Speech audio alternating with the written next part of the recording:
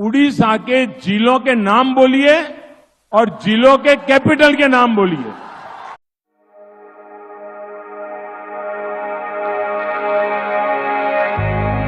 नमस्कार, the voice of justice पर आपका स्वागत है। चौथे चरण का मतदान आज हो रहा है और जैसे जैसे चुनाव आगे बढ़ रहा है वैसे वैसे देश के भीतर एक अजीब तरह की लहर मतदाताओं में देखी जा रही है। भले ही एनडीए गठबंधन के द्वारा 400 पार का नारा दिया जा रहा हो, लेकिन जमीनी हकीकत कुछ और ही नजर आ रही है। पहले मोदी जी का एक भाषण सुनते हैं जिसमें वो उड़ीसा के जिलों के नाम और इससे भी आगे निकलते हुए जिलों की कैपिटल के नाम मोदी जी पूछ रहे हैं नवीन पटनायक से।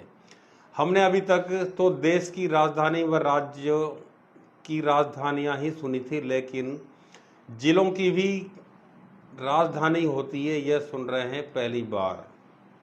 मैं नवीन किसी के भी लिए भला बुरा बोलता नहीं हूं और अच्छा भी नहीं है मुझे भला बुरा बोलना, लेकिन नवीन बाबू इतने सालों से यहां मुख्यमंत्री है ना। मैं नवीन बाबू को चुनौती देता हूं। नवीन बाबू इतने साल से आप मुख्यमंत्री हो, आखिर उड़ीसा की जनता आपसे दुखी क्यों है?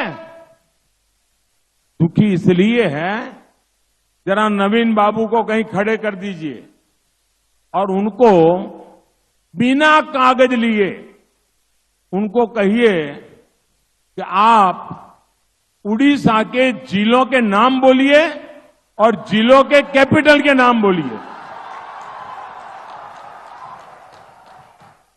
जब लोकसभा चुनाव का पहला चरण का दौर शुरू हुआ था, तब प्रधानमंत्री मोदी अपने भाषणों में मटन, मछली, मुसलमान, फिर मंगलसूत्र भी सुना है। अब जिलों की राजधानियां प्रधानमंत्री के बयानों से अब यह लगने लगा है कि अब वह 75 साल पार करने वाले हैं और रिटायरमेंट का वक्त आ चुका है। जैसा कि भाजपा में इस तरह का नियम खुद मोदी और अमित शाह ने ही बनाया था।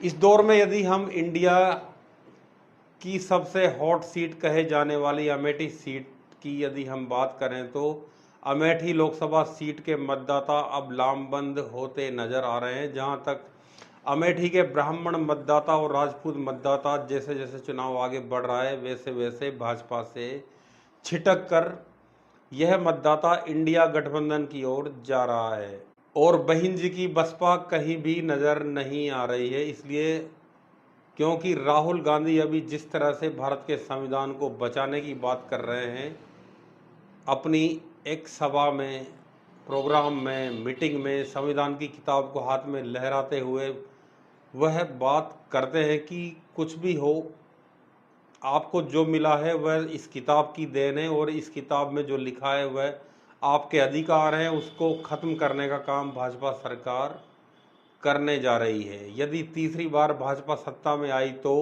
इस संविधान को खत्म कर देगी। यह बात अमेठी ही नहीं, पूरे देश के दलितों, पिछड़ों, अल्पसंख्यकों के दिमाग में चली गई है। जहां तक अमेठी के दलित, अल्पसंख्यक, पिछड़ा, अति पिछड़ा वर्ग यह समझ गया है कि भाजपा सत्ता में आई तो हमारा संविधान खतरे में है। मैंने ईडी के अफसर से बोला, ईडी के अफसर मुझे इंटेरोगेट कर रहे थे और मैंने उनसे बोला कि देखिए, आप सोच रहे हो कि आपने मुझे यहां बुलाया है, मगर आप गलतफहमी में हो। आपने मुझे यहां नहीं बुलाया, मैं यहां आया हूं।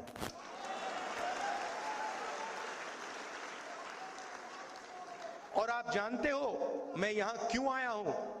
कहते हैं नहीं, मैं यहां इसलिए आया हूं क्योंकि मैं देखना चाहता हूं हिंदुस्तान के लोकतंत्र की हत्या कौन लोग कर रहे हैं।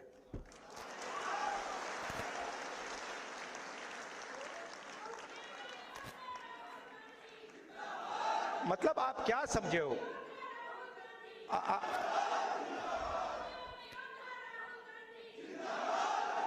मैं वहां पे इंटेरोगेशन हो रहा था, वहां पे एक सेल पड़ा हुआ था, वो लॉकअप होता है, वो इंटेरोगेट कर रहा है मुझे। मैं सोच रहा हूं यार मेरे परदादा 12 साल ऐसे सेल में बैठे थे, कम से कम 10 साल तो मुझे भी जाना चाहिए। आप मुझे कोई भी सेल दे दो, कोई फर्क नहीं पड़ता। तो मेरा कहना है कि हिंदुस्तान की जनता के सामने हिंदुस्तान की रियलिटी डालनी है। और मैं बिलीव करता हूं, चाहे वो किसी भी जात का व्यक्ति हो, अगर हमने रियलिटी सामने रख दी ऐसे, हिंदुस्तान की राजनीति बिल्कुल बदल जाएगी।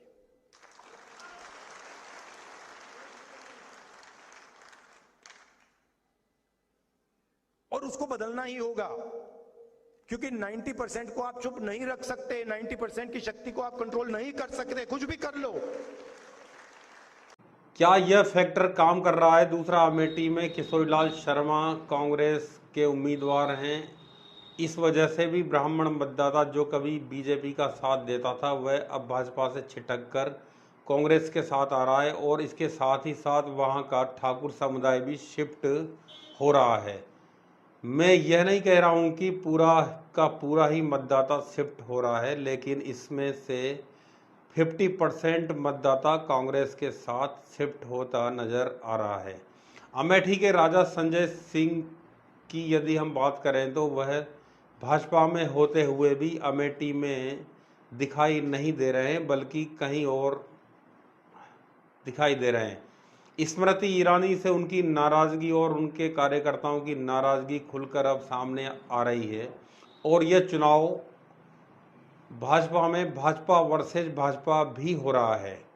संजय सिंह की यदि हम बात करें तो वह पहले कांग्रेस के साथ रहते थे, उनकी नाराजगी के चलते भाजपा में हैं। लेकिन जिस तरह से राजपूतों की नाराजगी भाजपा के साथ चल रही है, एक तो यह फैक्टर, दूसरा स्मृति ईरानी से उनके मतभेद, इस कारण संजय सिंह के कार्यकर्ता अब स्मृति ईरानी का खुलकर विरोध कर रहे हैं, क्योंकि स्मृति ईरानी का घमंड उनको ही डुबाता हुआ नजर आ रहा है। और यह हॉट सीट इसलिए भी हो गई है क्योंकि भाजपा में गुजरात लॉबी की अभी की हम बात करें तो मोदी अमित शाह के बाद तीसरे नंबर की कद्दावर नेता स्मृति ईरानी नजर आती हैं। और यदि स्मृति ईरानी यहां पर चुनाव हारती है तो यह हार स्मृति ईरानी की नहीं बल्कि मोदी और शाह की भी होगी। एक बात और हम यहां सुन रहे हैं कि राहुल गांधी के निजी सहायक कहे जाने वाले किशोरीलाल शर्मा से स्मृति ईरानी चुनाव हार रही है, या यूं कहें कि शतरंज की इस बिसात में एक पैदल के द्वारा राजा के सिपह सालार को मात दी जा रही है। शिवसेना के नेता संजय राउत भी कहते हैं कि स्मृति ईरानी राहुल गांधी के पीए से चुनाव हार रही हैं। आपके जहन में अब सवाल यह उठा होगा कि क्या अमेठी की जनता से राहुल गांधी नाराज हैं?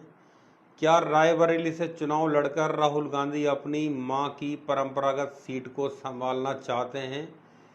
राहुल गांधी रायबरेली से चुनाव लड़कर क्या संदेश देना चाहते हैं?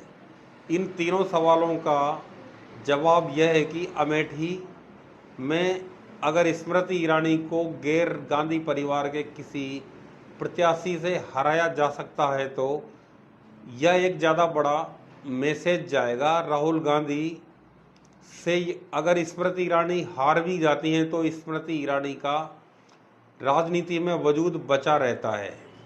2014 में वो हार गई थी, लेकिन इसके बावजूद उन्हें मंत्री बनाया गया था। स्मृति ईरानी किशोरीलाल शर्मा से चुनाव हार जाती है तो यह शिकस्त स्मृति ईरानी को नहीं बल्कि गुजरात लॉबी को लगने वाली है।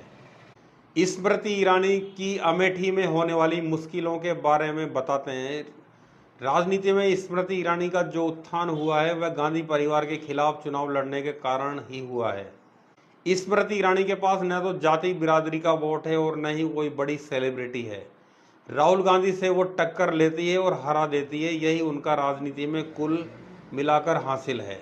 और इस चुनाव में ईरानी कांग्रेस के बिछाए जाल में पूरी तरह से फंस गई है, क्योंकि किशोरीलाल शर्मा चुनाव मैदान में है। पार्टी कि महासचिव प्रियंका गांधी जब नामांकन से पहले जिला कांग्रेस कार्यालय आई तो कहा कि अमेठी को किशोरीलाल जी गांधी परिवार से भी ज़्यादा जानते हैं, चाहे वो राजीव गांधी रहे हों या सोनिया गांधी या फिर राहुल गांधी। इन तीनों का चुनावी प्रबंधन किशोरीलाल शर्मा ही संभालते रहे हैं। उनकी जिले के कार्यकर्ताओं पर पकड़ तो है ही, लेकिन आम मतदाताओं को वो कितना जोड़ पाते हैं ये उन्हें आने वाले दिनों में अब साबित करना होगा।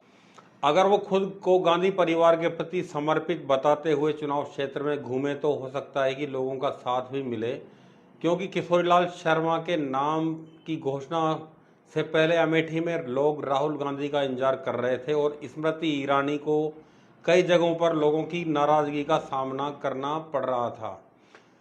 जैसे 13 रुपये किलो शक्कर और 200-250 रुपये का गैस सिलेंडर। अमेठी में इन वादों को लेकर जनता स्मृति ईरानी को घेरती हुई नजर आई और सवाल करती है कि हमारी 13 रुपये किलो शक्कर कहाँ है और अभी 48 रुपये किलो जो ये बिक रही है। 29 अप्रैल को स्मृति ईरानी के नामांकन में शहरी और संगठन के लोगों की भीड़ अधिक रही, जबकि कांग्रेस प्रत्याशी किशोरीलाल शर्मा के नामांकन में आम लोग, किसान, महिलाएं अधिक संख्या में नजर आए थे। स्मृति ईरानी का यह चुनाव अमेठी में फंस गया है और धीरे धीरे चुनाव आगे बढ़ेगा। वैसे वैसे अमेठी के मतदाताओं का रुझान किशोरीलाल शर्मा की ओर ज़्यादा चला जाए, यह भी देखने वाली बात होगी। राहुल गांधी के अमेठी छोड़ने को भाजपा भले ही डर और अमेठी से भागना बता रही हो, लेकिन राजनीति के जानकार इसे कांग्रेस की एक रणनीति के तौर पर देख रहे हैं। अमेठी में जो विकास हुआ है वो राजीव गांधी से राहुल गांधी के समय के बीच ही हुआ है। अमेठी में फुटवेयर डिजाइन और डेवलपमेंट इंस्टीट्यूट, संजय गांधी अस्पताल, Rajiv Gandhi institute of petroleum technology और भारत हेवी इलेक्ट्रॉनिक्स लिमिटेड कारखाना आदि राजीव गांधी और राहुल गांधी ने ही अमेठी की जनता को दिलाए हैं। पिछले 5 साल में अमेठी में धरातल पर कोई काम नहीं हुआ है। इससे अमेठी की जनता स्मृति ईरानी से नाराज है। ब्राह्मण प्रत्याशी उतारकर कांग्रेस ने बहुत बड़ा खेल किया है।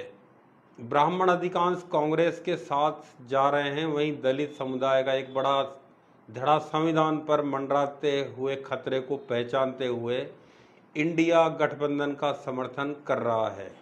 अमेठी लोकसभा क्षेत्र की बात करें तो उत्तर पूर्वी प्रदेश में यह स्थित है। अमेठी लोकसभा क्षेत्र 1967 में अस्तित्व में आया। 1980 से यह सीट गांधी परिवार के पास रही है। जातीय समीकरण की बात की जाए तो अमेठी में सर्वाधिक मतदाता दलित और पिछड़ा वर्ग के हैं। अमेठी में अनुमानित 34% मतदाता ओबीसी, 26% मतदाता दलित और 20% मतदाता मुस्लिम वर्ग से हैं। इसके अलावा अमेठी में 8% ब्राह्मण और 12% राजपूत मतदाता हैं। फिलहाल अब तक तो यही देखने को मिल रहा है। आगे 4 जून को नतीजा क्या होता है ये देखने वाली बात होगी कि स्मृति ईरानी का अमेठी से चुनाव में क्या हाल होने वाला है।